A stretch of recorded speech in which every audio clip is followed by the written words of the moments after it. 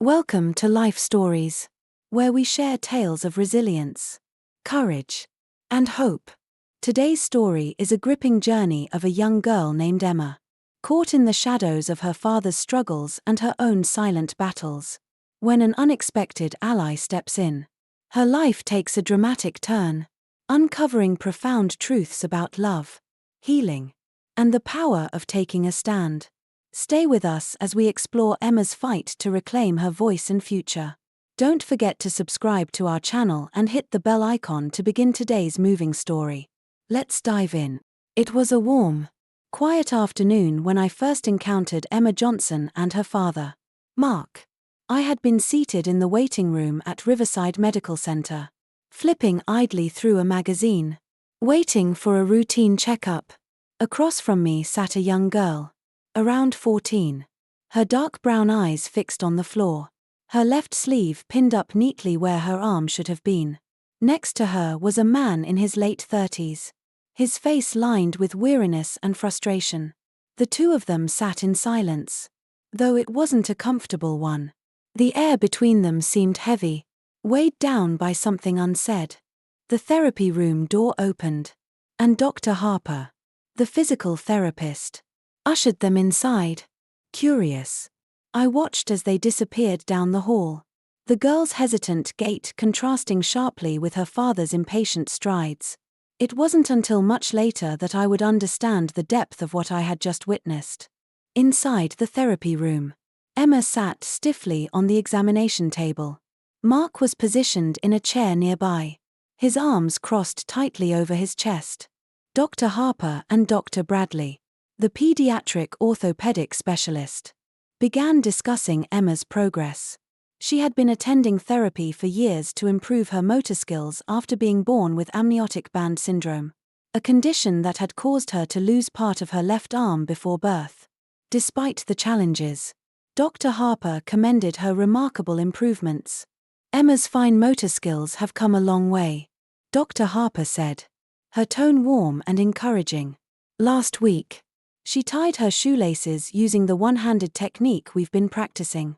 Emma's face lit up momentarily, a small, hopeful smile breaking through her otherwise guarded expression. But Mark remained impassive, his jaw set tightly as he drummed his fingers on the armrest of his chair. How much longer does this need to go on? Mark interrupted, his voice strained with exasperation. We've been coming here for years. When is it enough?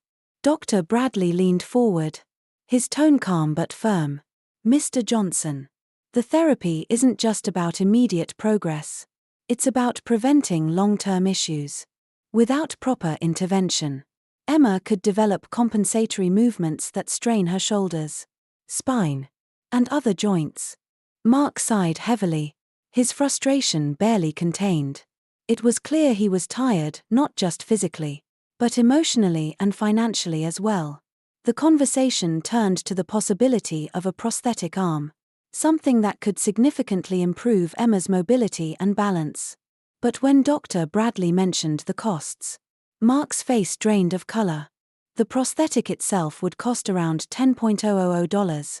Dr. Bradley explained gently, insurance often doesn't cover the full amount, and there would be additional costs for adjustments and fittings as Emma grows. Emma's hopeful expression faltered as she stole a glance at her father. Mark's face was a storm of conflicting emotions, fear, anger, and a touch of guilt. She had seen that look before, and it always ended the same way, with her feeling like a burden. As they left the therapy room, Dr. Harper offered a parting word of encouragement, but it seemed to fall on deaf ears. Mark nodded curtly, his mind clearly elsewhere. The walk down the hospital corridor was silent at first, the sterile walls amplifying the tension between them. Emma glanced up at her father, noting the tightness in his jaw and the furrow in his brow. She wanted to say something, to thank him for bringing her to therapy all these years. But the words caught in her throat. She knew better than to break the fragile silence. As they approached the cashier's desk, Mark hesitated, pulling out his wallet with a resigned sigh. The cashier, a middle-aged woman with kind eyes, announced the amount for the session, $150. Mark inserted his card into the machine, the weight of the cost pressing visibly on his shoulders. As the receipt printed, he shoved it into his pocket and muttered a terse thank you. Once outside, the warm sunlight hit them, a stark contrast to the cold, clinical atmosphere of the hospital. Emma watched as Mark reached into his jacket pocket and pulled out what appeared to be a water bottle. But she knew better. The slight grimace on his face as he took several long swigs was unmistakable. It was vodka. The transformation was almost immediate. Mark's tense, brooding demeanor shifted into something looser, but also more volatile. His steps became uneven, his voice louder. "You know how much money we've spent on this," he muttered, his words slightly slurred. "Years of therapy. And for what? So you can tie your shoes." Emma felt her cheeks flush with shame. She wanted to remind him of her progress, of how much more independent she had become. But she stayed silent. She had learned long ago that engaging with him in this state only made things worse. Mark's voice grew louder as they approached the bus stop. "I haven't found a job in months. Our savings are gone. And it's all because of this." He waved his hand vaguely toward the hospital behind them. "This nonsense." Emma kept her eyes fixed on the ground, willing herself to disappear. She felt the stares of passers-by, their pity and discomfort palpable. By the time they reached the bench at the bus stop, she was fighting back tears, her hands trembling as she clutched her backpack. Mark slumped onto the bench, unscrewing his bottle again. As he took another swig, his voice dropped, but the bitterness remained. "I should have never married your mother," he muttered. "Look where it got me, a useless daughter and a mountain of debt." Emma's heart sank. She had heard these words before, but they never hurt any less. She sat silently beside him, the weight of his anger pressing down on her like a heavy, suffocating blanket. She didn't notice the man in uniform sitting nearby, his sharp eyes observing the scene with growing concern. It wasn't until much later that she would realize how profoundly that man, Lieutenant Aaron Carter, would change the course of her life. The bus arrived with a hiss of brakes, and the doors creaked open. Emma avoided looking at her father as he swayed unsteadily to his feet. Muttering under his breath, she followed behind him as they boarded, her head low, her shoulders hunched as if trying to make herself invisible. The bus was nearly empty, save for a few passengers scattered here and there. Mark dropped into a seat near the back, gesturing for Emma to sit beside him. She hesitated but obeyed, keeping her backpack clutched tightly to her chest. As the bus pulled away from the curb, Mark leaned back in his seat, taking another swig from his bottle. The alcohol had loosened his tongue further, and his voice, loud and sharp, cut through the quiet of the bus. "Years of therapy," he said, his tone mocking. "And all she's learned is how to tie her shoes. What a waste." Emma felt her face burn with humiliation. She kept her gaze fixed on the window, watching the streets blur by, but she could feel the eyes of the other passengers on her. A young woman near the front shifted uncomfortably, glancing back before quickly looking away. An older man behind them coughed awkwardly, his expression unreadable. Sitting just a few rows behind, Lieutenant Aaron Carter observed the scene intently. His sharp, disciplined mind had already pieced together much of the situation. He had noticed the tension between Emma and her father at the bus stop. And now, seeing the man's behavior, his suspicions were confirmed. This was more than just a bad day.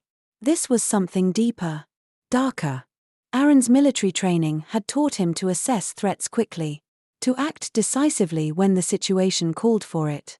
But this was different. This was a family matter, delicate and complicated.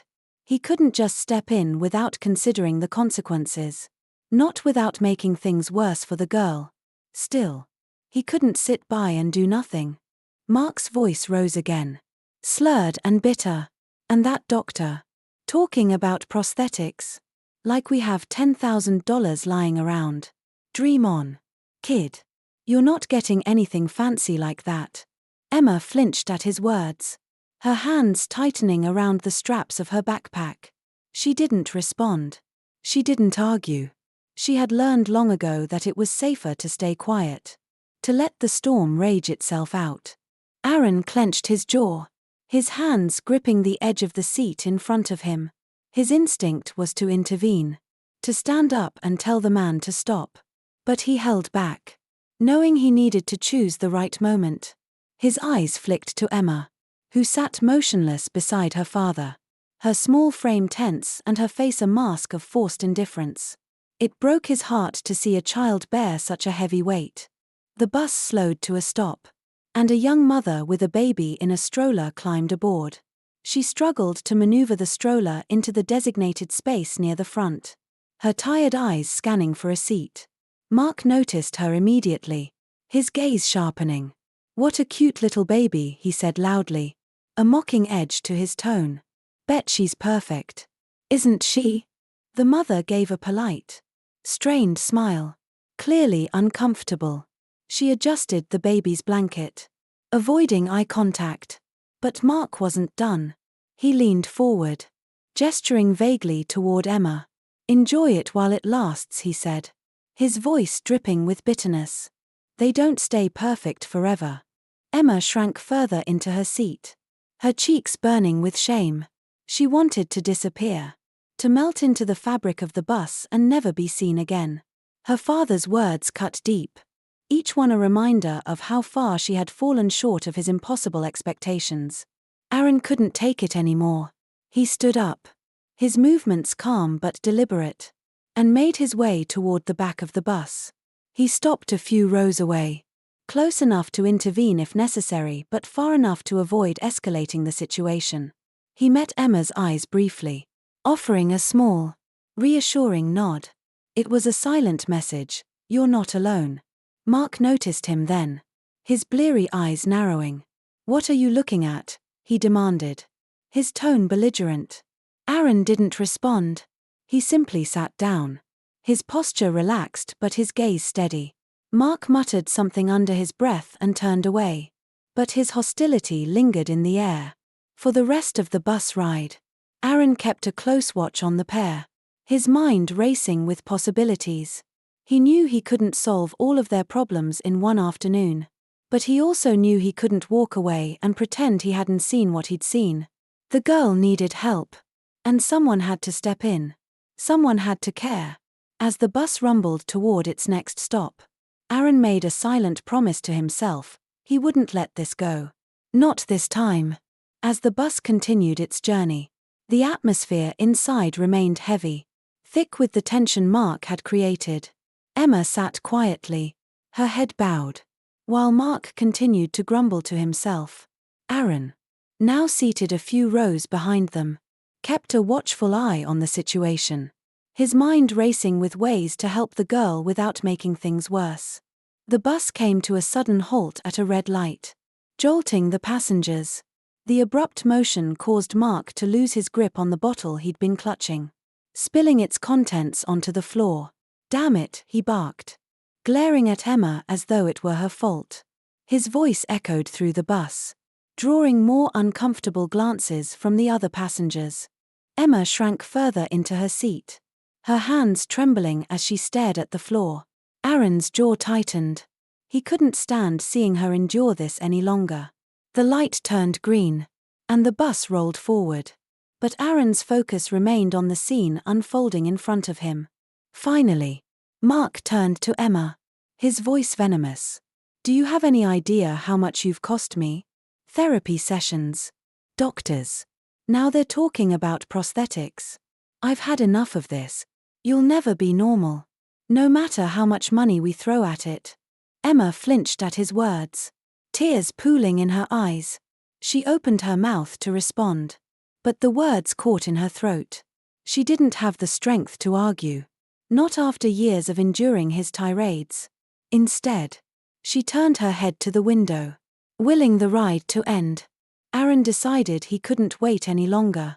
He stood and moved closer, sitting down across the aisle from Mark and Emma. "Sir," he said, his tone calm but firm, "I think you need to take a moment to calm down." Mark turned his bloodshot eyes to Aaron, his face twisting in anger. "Who the hell do you think you are?" he spat. "This is none of your business." Aaron held his ground, his expression steady. "I'm someone who doesn't think it's right for a father to speak to his daughter that way. She doesn't deserve this." Mark's face darkened, and he leaned forward, his voice a low growl. "You don't know anything about me or my family. Stay out of it." Emma's eyes darted between the two men, fear evident on her face. She had seen her father angry before, but this felt different. The presence of someone standing up to him seemed to push him further into a dangerous place. Aaron met Emma's gaze, his voice softening. "Are you okay?" he asked her gently. She hesitated, her eyes flickering to her father before she nodded slightly. But the gesture was unconvincing, and Aaron could see the fear behind her eyes. Mark noticed too, and it only fueled his anger. "She's fine," he snapped. "Don't you dare talk to my daughter like you have some right to interfere." Aaron didn't back down. "She deserves better," he said, his voice steady but filled with quiet conviction. "And I think you know that." Before Mark could respond, the bus driver's voice crackled over the intercom. "Next stop. Folks. Let's try to keep things civil back there." The distraction seemed to deflate Mark slightly, and he slumped back in his seat, muttering under his breath. Aaron stayed where he was, his presence a quiet but powerful reminder that someone was watching, someone who cared. As the bus approached the stop, Aaron made a decision. He wasn't going to let this end here. He would follow them, make sure Emma was safe, and find a way to intervene if necessary. He couldn't turn a blind eye, not when the stakes were this high. The bus pulled to a stop, and the doors hissed open. Mark stood, grabbing Emma by the arm and pulling her roughly to her feet. Aaron followed a few steps behind, his eyes never leaving them. Whatever came next, he was determined to be there for Emma, no matter what it took. The bus stop was quiet as the group disembarked. The sun had started its slow descent, casting a golden glow over the surrounding streets. Emma stumbled slightly as Mark tugged her along, his grip firm on her arm. Aaron followed at a distance, keeping his movements discreet but purposeful. He didn't want to escalate the situation further but couldn't shake the urgency to act. Mark's voice carried through the air, loud and slurred. "We don't need anyone meddling in our business," he muttered, his words directed more at himself than anyone else. Emma kept her head down, her steps small and hesitant, as though she hoped to make herself invisible. Aaron's eyes swept the neighborhood. The street was lined with modest homes, their lawns neatly kept, but the air felt still and heavy, as if the entire block was holding its breath. Aaron's instincts, honed by years of military service, told him that this wasn't just about one bad day. The tension in Emma's body, the way she flinched at her father's slightest movement, it all pointed to a long history of fear and pain. "Emma!" Mark's bark startled both Aaron and the girl. She froze mid-step, turning to face her father, her expression a mix of resignation and dread. "Yes, Dad," she replied softly, her voice barely audible. "Stop dragging your feet," he snapped, jerking her arm to emphasize his point. "We don't have all day." Aaron clenched his fists, forcing himself to remain calm. He needed to be strategic. If he intervened too soon, Mark might lash out more aggressively or take Emma somewhere he couldn't follow. But every fiber of his being wanted to stop the man from laying another finger on her. As they neared a small, weathered house at the end of the street, Aaron decided it was time to act. He quickened his pace, closing the gap between them. "Excuse me," he said, his voice firm but measured. Mark turned abruptly, his eyes narrowing. "What do you want now?" he snarled, his grip on Emma tightening. Aaron stopped a few feet away, raising his hands in a gesture of peace. "I just want to make sure Emma's okay," he said calmly. "That's all." Mark's face twisted in anger. "She's fine," he shouted. "Why don't you mind your own damn business?" Emma's eyes darted between the two men, her breathing quickening. She looked like she wanted to speak but didn't dare. Aaron shifted his gaze to Emma, softening his tone. Emma, if you need help, just say the word. You don't have to go through this alone. Mark exploded. Help? She doesn't need help. She needs to learn some respect. He took a step toward Aaron, his posture aggressive. Aaron stood his ground, his voice steady but unyielding. Respect isn't earned through fear. Mark, you're her father. She needs your support, not your anger. The words seemed to hang in the air, challenging Mark's authority in a way that visibly unsettled him. For a moment, he looked as though he might lash out. But then something in Aaron's gaze stopped him. There was no fear there, only resolve. Emma's lips trembled, and she finally spoke, her voice barely above a whisper. Please, Dad, can we just go inside? Mark glanced at her, his anger momentarily tempered by her plea. He let out a frustrated sigh and released her arm. Fine, he grumbled. Let's go. Aaron watched as they disappeared into the house, his mind racing. He knew this wasn't the end. Emma needed help, and he wasn't about to let her slip back into a life of silence and fear. Pulling out his phone, he made a call, his voice low but resolute. This is Lieutenant Aaron Hayes. I need assistance with a domestic situation. Here's the address. He ended the call, his jaw set. Help was on the way, and this time, Emma wouldn't be left alone. The wait outside the house felt like an eternity. Aaron stood in the shadows of a nearby tree, his sharp gaze fixed on the weathered home. Through the thin curtains, he could see Mark pacing back and forth while Emma sat still on the couch, her body rigid and her hands clasped tightly in her lap. The tension in the air was almost palpable. It wasn't long before the distant sound of sirens pierced the quiet evening. The flashing red and blue lights grew closer, their rhythmic pulse casting eerie shadows on the houses lining the street. Aaron's breath hitched as he watched Mark's reaction. Through the window, he saw the man freeze, his expression shifting from irritation to alarm. Mark moved quickly, pulling Emma up from the couch and gripping her arm tightly. Aaron stepped out of the shadows as two police cruisers pulled up in front of the house. Officers emerged, their movements swift and deliberate. Aaron approached one of them, introducing himself. Lieutenant Aaron Hayes, U.S. Navy, he said, his voice steady despite the urgency he felt. I reported a domestic disturbance involving a minor. The girl's name is Emma Larson. The officer, a tall woman with a firm yet understanding demeanor, nodded. We'll handle it from here. Lieutenant, do you know if the situation inside is volatile? Aaron glanced back at the house. Her father is volatile. He's been drinking. And he's aggressive. The girl, she's terrified of him. I don't think he'll let her go without a fight. The officer gave a quick nod to her partner, who approached the house while she stayed back to gather more details from Aaron. As her partner knocked on the door, the tension seemed to thicken. For a moment, there was no response. And then the door creaked open. Mark appeared in the doorway, his stance defensive and his tone immediately combative. What's all this about? He barked, his words slightly slurred. I'm in my own house, minding my business. The officer's voice was calm but firm. Sir, we received a report of a domestic disturbance. We need to make sure everything is all right here. May we come in?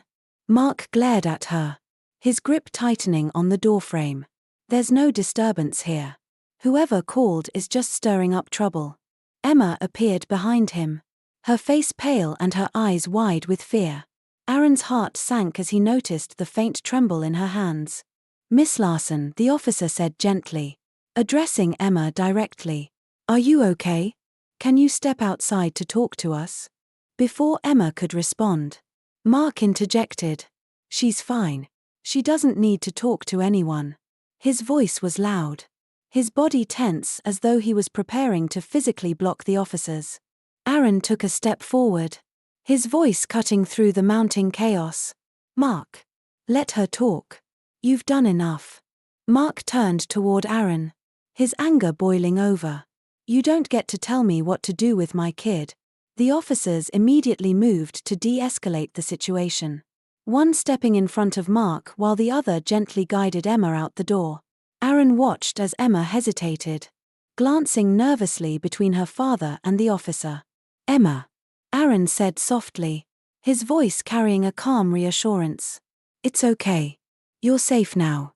For the first time, Emma lifted her chin, her small frame standing just a bit taller as she stepped away from her father and toward the officer. It was a tiny act of defiance, but in that moment, it carried the weight of years of silent suffering. Aaron's resolve solidified. No matter what, he would make sure Emma's life would change from this moment forward. Emma stood under the porch light, her shadow stretching long across the worn wooden planks. The cool night air wrapped around her like a fragile embrace, a stark contrast to the tension and heat that radiated from inside the house. Her father's voice carried out into the night, loud and laced with indignation. The officer standing next to Emma spoke softly, trying to reassure her. "You're safe now, Emma. Nobody's going to hurt you." Emma nodded but kept her eyes fixed on the ground. She could still hear her father arguing with the other officers inside. His words were a chaotic mix of denials and accusations, the sound of a man trying to cling to control he no longer had. Aaron approached Emma carefully, his movements deliberate and unthreatening. He crouched slightly to meet her at eye level. "Emma," he said gently, "I know this is hard. I need you to trust that we're here to help." Emma looked up at him, her eyes filled with a mix of fear and uncertainty. "He's not always like this," she whispered, her voice barely audible. "Sometimes, he's nice. He just gets mad when things go wrong." Aaron's heart ached at her words. They were the rationalizations of a child desperate to find love in a place where it was so rarely given. "I understand," he said, his voice steady but warm. "It's okay to love your dad, Emma. But it's also okay to want something better for yourself. You deserve to feel safe all the time, not just some of the time." Emma's lip quivered, and for a moment, Aaron thought she might cry. But instead, she took a deep breath, her shoulders straightening ever so slightly. "What happens now?" she asked, her voice steady despite the tremor in her hands. The officer next to her answered, "We're going to take you somewhere safe for tonight. There are people who will help you figure out what comes next." Emma nodded again, her gaze drifting toward the street where the police cruisers idled, their lights flashing rhythmically. The sight of her father being led out of the house in handcuffs was almost too much to bear. She turned away quickly, her arms wrapping around herself as though to shield against the reality unfolding before her. Aaron reached out, resting a hand lightly on her shoulder. "You're brave, Emma," he said softly. "Braver than you know." Emma glanced at him, and for the first time, a faint smile touched her lips. "Thank you," she whispered, "for helping me." "You don't have to thank me," Aaron replied, his voice thick with emotion. "Just promise me you'll keep being strong, no matter what happens next." Emma nodded, her expression resolute.